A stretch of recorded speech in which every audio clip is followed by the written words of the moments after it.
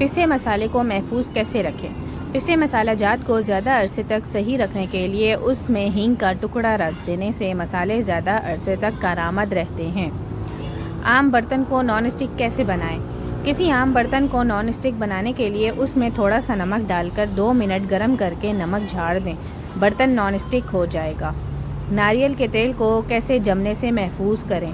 اکثر ناریل کا تیل سردی کی وجہ سے جم جاتا ہے جو پریشانی کا باعث بنتا ہے اور فوری استعمال میں نہیں آتا۔ اگر ناریل کے تیل میں 8 سے 10 قطرے کیسٹر آئل کے قطرے ملا دیے جائیں تو تیل نہیں جمے گا۔ سردیوں میں دہی کیسے جمائیں؟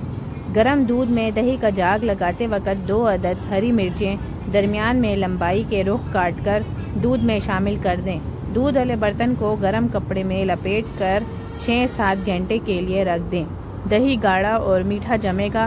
دہی استعمال کرنے سے پہلے ہری مرچیں نکال دیں۔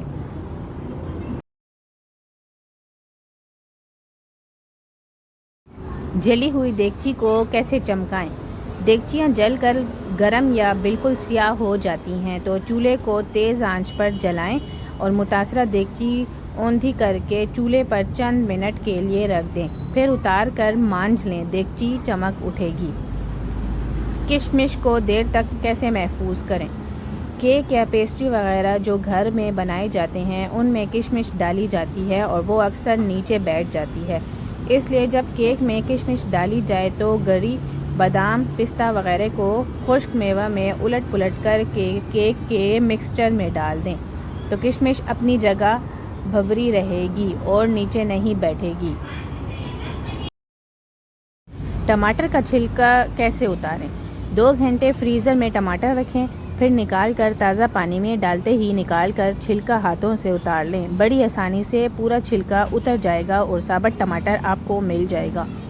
مچھلی کی بو کو کیسے دور کریں؟ مچھلی کے ٹکڑوں پر سرسوں کا تیل اور لہسن لگا کر 1 گھنٹہ رکھ دیں، بو بالکل ختم ہو جائے گی۔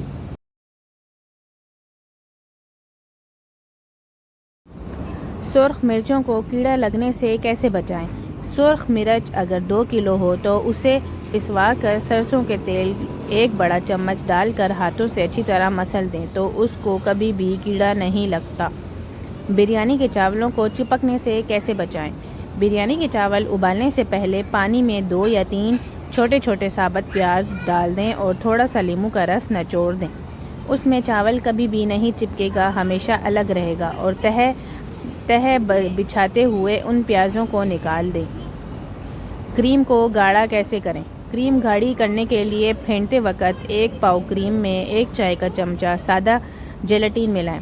جیلاٹین فاضل دودھ چوس کر کریم کو جلد گاڑھا ہونے سے مدد ملے گی۔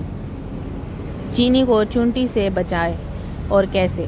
چینی کے ڈبے میں اگر 3-4 لونگ ڈال دیے جائیں تو چونٹیاں چینی کے بالکل قریب نہیں آئیں گی۔ کھٹے دہی کا استعمال کیسے کریں؟